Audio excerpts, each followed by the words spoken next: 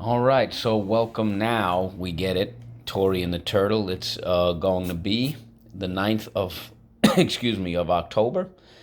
Beautiful connection with these dates. All right, we are on page 33.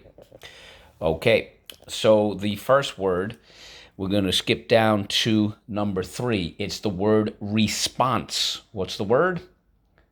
Yes, response, right? Somebody asks you a question, there's the antonym right there. You give them a response, you give them a reply, an answer, some sort of feedback or acknowledgement, maybe a comeback. Someone says something about you, you say something back, you respond. Okay, echo. Sometimes we have a knee jerk reaction to that. That's our response. Okay, I could do the word respond, but I'm not going to. Response. Let's go. Response. Response. You'll see why. Okay, so first syllable, second syllable, sponse. Response. All right, so how do we mark this up? Underline the E and the silent E twice. Job number 5, party crasher. The E can say E at the end of a syllable. That is rule 4. Okay, so the next word that actually comes from the word response is the word, especially the Latin root, you'll see, is the word responsible. What's the word? Excellent. Responsible. Let's go. Responsible. Responsible. So let's go. First syllable,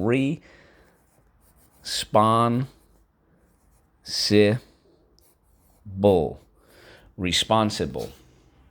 We have 2 things to mark up again. Underline the E and the silent E twice this time. Yes, job number 4. Every syllable has to have at least 1 vowel. The E can say E at the end of a syllable. That is, yes, rule 4. However, notice the word response, we drop the silent E, and that is also rule 13. Okay? Now, the next word, when you, so anyway, getting back to the word responsible, is when being responsible means when you're in charge of seeing that something happens or taking care of things. It means you are accountable, you're dependable, you're trustworthy, you're in charge. The antonym would be a great one is irresponsible, all right? Guiltless or not guilty, okay? But when you act in a responsible way, they say that you take, excuse me, they say that you are showing great responsibility, okay? Responsibility, which is a responsibility is a task, a job, or a role. It's your business, in other words, it's your concern. And sometimes it can be a burden, like your responsibilities involve doing chores. It can feel like a burden. It's having a responsibility is knowing your place, okay? It's not my place to interfere. It's not my responsibility to interfere. Place is a homograph. Okay, anyway, responsibility. Responsibility. Responsibility. So let's go. Responsibility.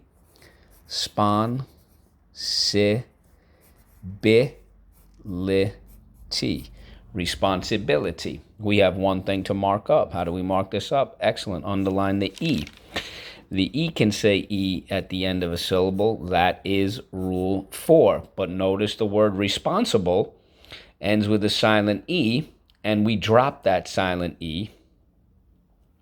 So therefore, that is rule 13. All right, so what do we do with these 3 words? Triple bracket or brace.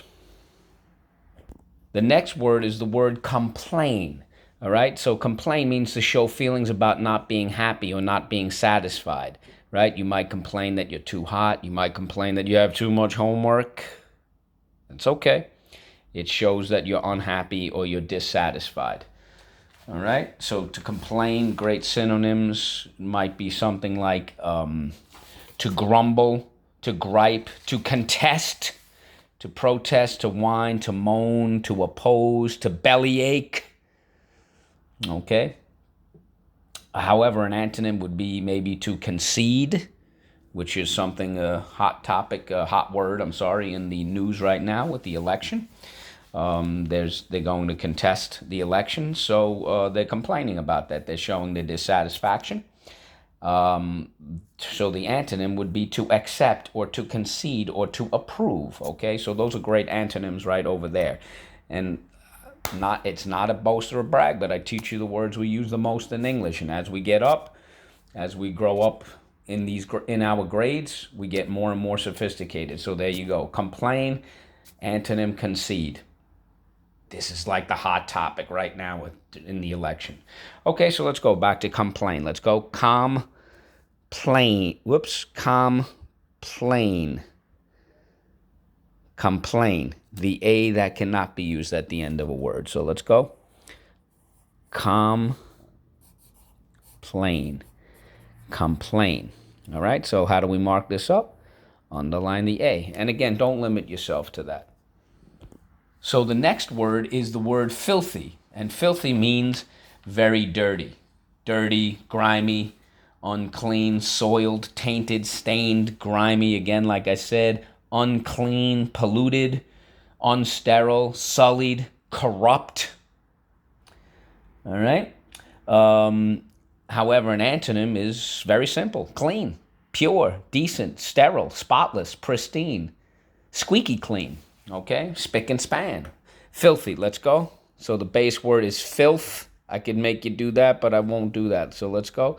Filth, E. Filthy. Okay? First syllable, and this is the root, filth. Second syllable, E. Filthy. All right, so how do we mark this up? Underline the th. Okay? Filthy. So the next word is the word contrary. Okay? So we've heard the term contrary Mary, something, sort of doing the opposite of what's expected. You say black, I say white. You say day, I say night. But contrary is someone who is someone who won't do. That's the key point. Not that they can't do it. They won't do what he or she is expected or told to do. Okay? Contrary. Contrary sort of is to oppose or to disagree, to have a conflict with that, or to conflict with some things or people. Could be the opposite, conflicting, differ, sometimes in a stubborn way, which isn't the worst thing necessarily, of course, we know. Stubborn, to get a little more powerful than stubborn, obstinate. Let's see. So sometimes here's a great example. We hear the phrase, contrary to popular belief. Think about the Polana commercial, right? He was very contrary to the sophisticated, classy people. Let's see, what else? Mr. Plumbeam, the Wright brothers, right? They were contrary to, Mr. Plumbeam was contrary to his neighbors. Not a bad thing at all. But we don't do it deliberately just because you say it, I'm going to say the opposite. That's being a contrarian. That's not acceptable. That's just foolish. All right? It has to be based on your thoughts, your ideas. All right. And the Wright brothers, of course, we know how contrary they were, in the sense that man wasn't meant to fly. If he was, he would have wings. Well, the Wright brothers proved that man can fly. All right? Anyway, a great antonym is the word agree, or to be alike, or to or something that is like something else, similar, things that are in harmony are not contrary. They're actually harmonious. Okay, they are in agreement. All right. So contrary. Let's go. Contrary. Contrary. All right. So let's go. Contrary. Contrary. I mean, a lot of people say airy, so we could go both ways with that. All right, so we'll just underline the A. The A can say A at the end of a syllable, even though most of us will probably say contrary, like an apple, but that's okay. The next word is the word rescue. What's the word? Excellent. Rescue is when you save a person from a dangerous or bad or harmful situation, or from something that's unpleasant. Great synonyms: to save, to deliver, to free as a verb. to liberate, to release, right? So, for example, Johnny Appleseed, he released the wolf. He rescued the wolf when his leg was caught in that trap, to liberate, right? So let's see. Rescue, though, an antonym is to abandon, to leave you in the lurch, to jeopardize or to endanger, sometimes to lose something, even to harm or hurt somebody if you don't help them out, right? It could be very harmful. But I think of one of the great liberators, someone who rescued people from slavery. Of course. I know you're all thinking in Harriet Tubman. Exactly. Rescue. Let's go. Rescue. Rescue. Okay, first syllable. Second syllable. Q. And think about what a lifeguard does at the beach or a pool, right? They have to rescue people who are drowning. They have to save that person from danger. Okay, so how do we mark this up? Underline the U and the silent E twice. Job number 2. English words don't end with U except the word you. So what I want you to do is go opposite the word response. Okay, and that's going to actually be number 8.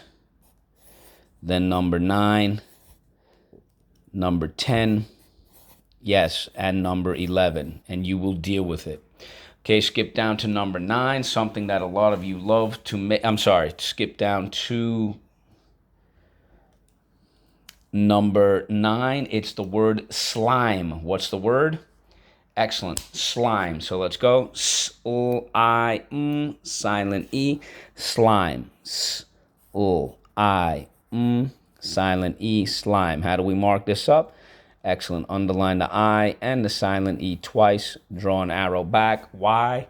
You got it. You know the rest. However, slime is a homograph, and I will explain.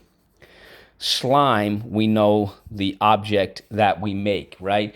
It's the ooze, the sludge, the gunk, or the goo. Mucus sometimes can be, with your nose. But also, slime can be a lowlife, someone who's vile or evil or wicked, a scuzzball, as they say. You slime bucket, you slime ball. Okay, so it is a homograph. Whoops, I don't know why that happened. My apologies to you. So the etymology is the same, but with the etymology of slime, listen carefully. You need to go beyond, when you research this on the internet, go beyond the Old English version. There are 3 bits of the etymology: German, Latin, and Greek. I'm giving it to you, except you have to look what each one is. Okay, now when someone slimes you, we describe it as slimy. So let's go. Sly-me. Slimy. First syllable, sly. Second syllable, me. Slimy. How do we mark this up? Underline the I. The I can say I at the end of a syllable. That is, you got it, Rule 4. But notice we dropped the silent E. I'm running out of space. That is Rule 13. What do we do with these 2 words? Brace. So when something's slimy, it's greasy, it's oily, it's slippery. That's probably the best synonym. An antonym would be dry, clean, spotless, that sort of thing. Going back to slimy, sometimes when our hands get all soiled, right, they're sort of clammy. All right. So let's get to the next word. The next word is the word enable. What's the word? Excellent. Enable, which is to make possible or to make active or to make available or for use. Like, for example, getting an education will enable a person to have better choices in their life. All right? Studying will enable you to get a better grade than not studying. So to enable somebody is to help or to allow, to authorize, to permit, to qualify, to encourage.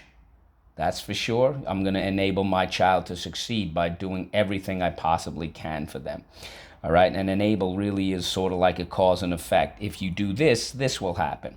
All right, but the prefix en means to make, and then able, to make able, right? Okay, let's go. Enable. Enable. First syllable, N. Second syllable, A. Third syllable, bull. We have two things to mark up, so let's go. Underline the A and the silent E twice. Job number 4, every syllable has to have at least one vowel. The A can say A at the end of a syllable. That is rule 4. All right. Sometimes people do things that enable you to not do so well in life. Okay? Like you'll hear Mr. Modell say, we're not living this way. I'm not going to enable you. I'm not going to allow or authorize or support you not doing your very honest best. Anyway, the last word is the word generate. What's the word? Excellent. Generate, which is to produce or to cause something. Which is to produce or to cause something. For example, the sun generates light for plants to absorb in their leaves, and then they produce sugar called glucose, which is called photosynthesis. To generate, to produce, or to cause something. All right, to generate attention when somebody gives a brilliant answer or says something funny, right? It generates great attention or great interest. Sometimes we say something funny. It generates laughs. Somebody might say something, for example, you want to stir up controversy, right? You generate controversy. All right, so anyway, you eat too much junky food. All of that's gonna generate pain in your stomach. You're gonna get a stomach ache. Anyway, to generate is the origin. It's the source. To generate is to originate. All right. To make, to create, to produce, to cause, to spawn. The antonym of generate, which is really to produce or to make, is destroy, to end, to abolish, to quell. Okay. So there you go. So let's go. Generate. Generate.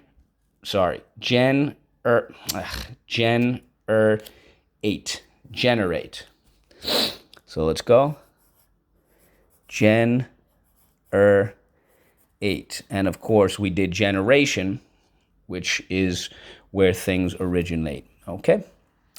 So we have three things to mark up. Underline the the A, and the silent E twice. Draw an arrow back. Why? You got it. Because in this case, the silent E makes the A say A. I see a rule here. Beautiful job. I hear it. Rule 3. Soft G sometimes when followed by Y, I, or E. So let's review these words. Generate. Enable. These are the WODs. Silent E. Slime. It is a homograph. Slimy.